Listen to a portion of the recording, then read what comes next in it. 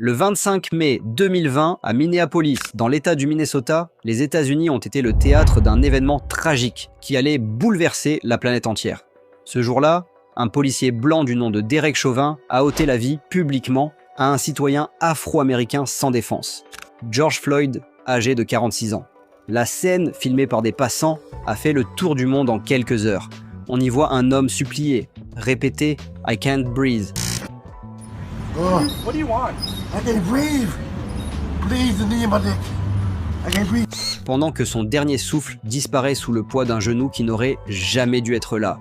Ce drame n'a pas seulement provoqué de la colère, il a réveillé une douleur ancienne, une blessure profonde dans la communauté noire américaine. À travers tout le pays, puis bien au-delà de ses frontières, des millions de personnes sont descendues dans les rues.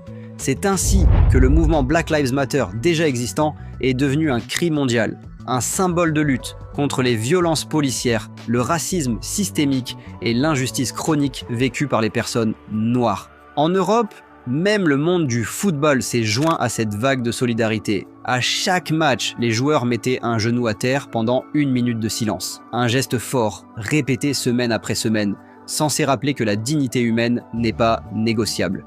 Pourtant, un joueur a décidé de se tenir debout. Wilfried Zaha, international ivoirien et attaquant de Crystal Palace, a refusé de poser le genou à terre.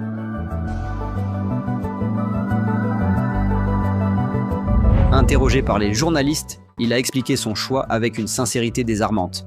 Ça fait des années que les personnes noires subissent les mêmes injustices, les mêmes drames, les mêmes larmes, les mêmes rapports, les mêmes excuses, et rien ne change vraiment. À force, ces gestes symboliques me paraissent presque hypocrites.